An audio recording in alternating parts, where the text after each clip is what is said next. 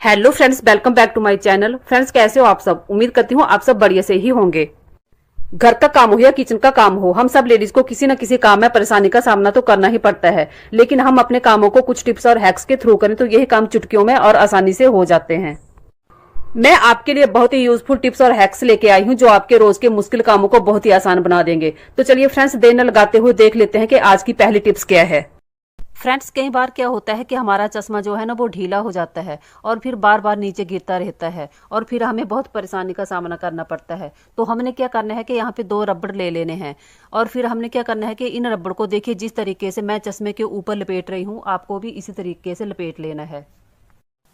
कई बार क्या होता है कि चश्मा बहुत ज्यादा महंगा होता है और ग्लास सही से काम कर रहा है, लेकिन फिर भी जो चश्मा है वो साइड से ढीला हो जाता है। लेकिन महंगे चश्मे को फेंक भी नहीं सकते, तो इसे छुटकारा पाने के लिए आप इस आइडिया का यूज करके देख सकते हैं।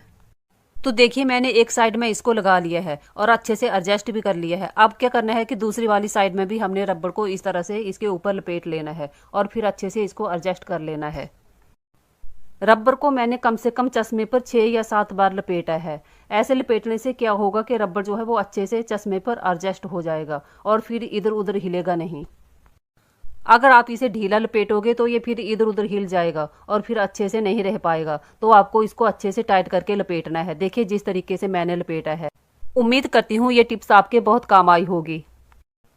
तो चलिए फ्रेंड्स, देखते हैं दूसरी टिप्स क्या है। ये हमारी सॉक्स है। हम क्या करते हैं कि इनको जब हम धोते हैं ना तो ऐसे ही कहीं भी रख देते हैं और फिर जिसके कारण ये हमें ढूंढने पर मिलती ही नहीं है। कभी एक सॉक्स मिलती है तो कभी नहीं मिलती। तो इसके लिए हमने क्या करना है, चलिए मैं आपको बताती हूँ। हमने दोनों सॉक्स को इस तरीके से इकट्ठा करके पकड़ लेना है और फिर जो 3 हिस्से हैं उनको इस तरीके से आगे कर लेना है और जो पीछे वाला हिस्सा है इसको देखो ऐसे मोड़ना है। देखिए, इस तरीके से। फ्रेंड्स, हम सबके साथ ऐसा कभी ना कभी होता ही होता है कि एक सॉक्स कभी ना कभी गुम होती ही है और फिर हमें टाइम पे मिलती ही नहीं है। लेकिन देखिए, इस तरीके से हम रखेंगे तो ये दोनों इकट्ठे हो जाएंगे और कभी गुम नहीं होंगी। चलिए मैं आपको एक बार फिर करके बताती हूँ। देखिए, हमने इस तरीके से मोड़ना है। इस तरीके से अगर आप अपनी सॉक्स को इकट्ठा करके रखेंगे तो देखिए दोनों एक ही सॉक्स लग रही है। आप कितना भी हिलाएं ये नहीं निकलेगी। अब आप इसे हैंगर में डालकर भी रख सकते हो या फिर फोल्ड करके भी रख सकते हो। आप कैसे भी रखें ये गुम नहीं होगी।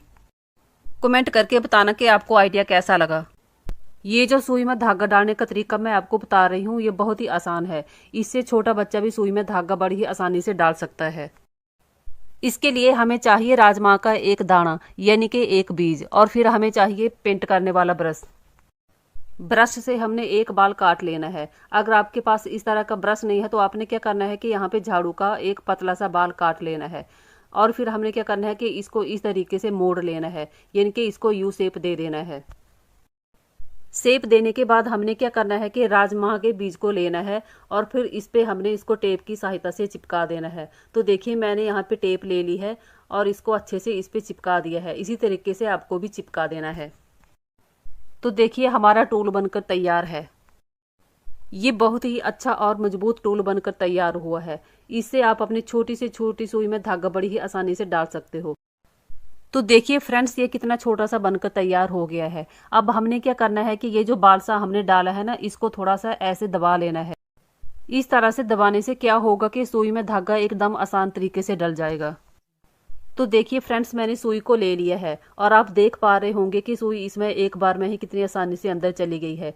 इस तरीके से आप भी अपनी सुई को इसमें बड़े ही आराम से डाल सकते हो। अब हमने क्या करना है कि धागे को ले लेना है और फिर ये जो इसका बाल है ना, देखिए इस तरीके से हमने इसमें इसको ऐसे डाल लेना है और फिर दूसरी साइड इसको हमने खींच लेना है। तो हमारी सुई में धागा डल गया है। ये देखिए फ्रेंड्स, मैंने आपको अपनी सबसे छोटी वाली सुई में धागा डालकर बताया है। आपके पास कितनी भी छोटी सुई हो, बड़े ही आराम से आप धागा डाल सकते हो। अब सुई में तो हमारा धागा डल गया है। अब हमने क्या करना है कि ये जो टूल हमने बना के तैयार किए है इसको हमने रख लेना है, यानी कि जब भी हम सुई में धागा डालेंगे ना तो इसको हम यूज कर सकते हैं। ये बहुत ही छोटा और प्यारा सा टूल बनकर तैयार हुआ है। कई बार क्या होता है कि सुई में धागा डालना बहुत ही ज्यादा मुश्किल होता है, तो इसकी सहायता से हम बड़ी आसानी से छोटी सुई में धागा डाल सकते हैं। आप इसे एक बार जरूर ट्राई करके देखना और फिर मुझे कमेंट करके बताना कि आपको ये टिप्स पसंद आई या नहीं। देखिए, मैंने यहाँ पे एक टिफिन ले लिया है। मैंने इस टिफिन में अभी कुछ डाला नहीं है, आपको बताने के लिए इसे मैंने खाली ही रखा है। आपके साथ भी ऐसा होता होगा कि हम इसमें कोई दाल सब्जी या कोई भी चीज डालते हैं तो वो नीचे गिर जाती है। ऐसा इसलिए होता है क्योंकि इसका ढक्कन जो है वो ढीला पड़ गया होता है। तो इसके लिए हमने क्या करना है कि देखिए इस तरीके से हमने एक फॉइल पेपर काट लेना है। फॉइल पेपर को टिफिन या डब्बे से थोड़ा बड़ा ही काटना है ताकि वो अच्छे से एडजस्ट हो जाए। देखिए इस तरीके से आप टिफिन पर जब आप ढक्कन लगाओगे तो ढक्कन बिल्कुल फिट बैठेगा, ये बिल्कुल भी नहीं हिलेगा। इससे कोई चीज जो है वो नीचे भी नहीं गिरेगी। अगर आप कहीं सफर पे जा रहे हैं तो इस तरीके से टिफिन या डब्बे को फॉइल पेपर से जरूर कवर करें। इससे क्या होता है कि कोई भी चीज जो है वो नीचे नहीं गिरती और हमारी दूसरी चीजें जो है वो खराब भी नहीं होती। अगर किसी भी डब्बे या टिफिन का ढक्कन ढीला पड़ गया है तो आप इस तरीके से उसे फॉइल पेपर से कवर करें, वो बिल्कुल भी नहीं हिलेगा, एकदम से एडजस्ट हो जाएगा। अगर टिप्स थोड़ी भी पसंद आई हो तो वीडियो को लाइक करें। फ्रेंड्स, मैं आज आपको कपड़े धोने का ऐसा लिक्विड बनाकर बताऊंगी जो आपको धोबी भी नहीं बताएंगे। तो इसके लिए सबसे पहले आपने क्या करना है कि एक खाली बर्तन ले लेना है और फिर वॉशिंग पाउडर ले लेना है। आप यहाँ पे कोई भी वॉशिंग पाउडर ले सकते हो जो आपके पास है।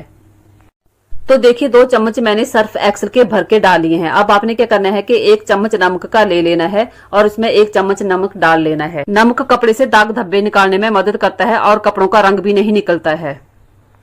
अब आपने मीठा सोडा लेना है और इसके 2 चम्मच डाल लेने हैं। मीठा सोडा सफेद कपड़ों को दूध जैसा चमकदार बना देता है और दाग धब्बों को भी निकालता है। अब आपने क्या करना है कि सिरका ले लेना है और सिरके के 2 चम्मच इसमें डाल लेने हैं।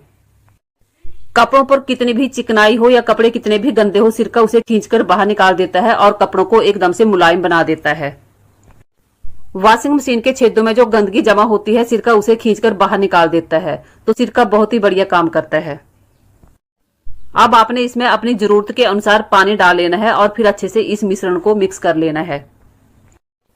ये जादुई लिक्विड बहुत ही कमाल का है। जब आप इसे यूज करोगे तो आप हैरान रह जाओगे। कपड़ों में कितनी भी ज्यादा मैल जमी हो या चिकनाहट हो, ये लिक्विड उसे एकदम से खींचकर बाहर निकाल देगा। गंदे से गंदा कपड़ा भी चमकदार और नरम हो जाएगा। मैं हमेशा ही कपड़े धोने के लिए इस लिक्विड का इस्तेमाल करती हूँ और आप यकीन मानिए ये बहुत बढ़िया से काम करता है। अब आपने क्या करना है कि एक खाली बोतल ले लेनी है और इस लिक्विड को बोतल में भर के रख लेना है। सफेद कपड़ों में जो गंदगी जम जाती है, ये लिक्विड उसे एकदम से खत्म कर देगा। आपने देखा होगा कि सफेद कपड़ों की कॉलर और आगे से बाजू एकदम से गंदे पड़ जाते हैं, उनमें गंदगी जो है वो जम जाती है, लेकिन इस लिक्विड से वो निकलने वाली है। अब मैं आपको ये बताती हूँ कि हमने इसको वॉशिंग मशीन में और बिना वॉशिंग मशीन के कैसे यूज करना है।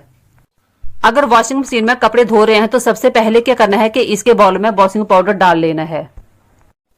तो देखिए मैंने पहले से ही वॉशिंग पाउडर डाल लिया है। अब क्या करना है कि मशीन में पानी डालना शुरू कर देना है। तो देखिए मैंने मशीन का पानी भी डालना शुरू कर दिया है। फ्रेंड्स, अगर आप इस लिक्विड को एक बार यूज कर लोगे तो आप बार बार इसे बनाओगे। ये इतने बढ़िया से काम करता है। कपड़े एकदम से चमकदार हो जाएंगे और सफेद कपड़े तो दूध की तरह सफेद हो जाएंगे। जितने पानी की जरूरत है उस हिसाब से पानी डाल लेना है और फिर आपने क्या करना है कि लिक्विड को ले लेना है। डालने से पहले आपने क्या करना है कि इस तरीके से इसको अच्छे से हिलाकर मिक्स कर लेना है। अब आपने क्या करना है कि कपड़े धोने वाले लिक्विड को इस तरीके से वॉशिंग मशीन के अंदर डाल लेना है। देखिए मैंने यहाँ पे 3 ढक्कन भर के डाले हैं। अगर कपड़े ज्यादा हैं तो आपने क्या करना है कि लिक्विड को थोड़ा ज्यादा डाल लेना है। अगर बिना वॉशिंग मशीन के कपड़ों को धो रहे हैं तो आपने क्या करना है कि किसी टब या बाल्टी में पहले पानी डाल लेना है और फिर कपड़ों को, और फिर इस लिक्विड को कपड़ों के अंदर डाल के अच्छे से मिक्स कर लेना है और 15 या 20 मिनट के लिए ऐसे ही छोड़ देना है। आप देखोगे कि आपके कपड़ों का मैल एकदम से निकल जाएगा और एकदम से कपड़े चमकदार हो जाएंगे। Thanks for watching.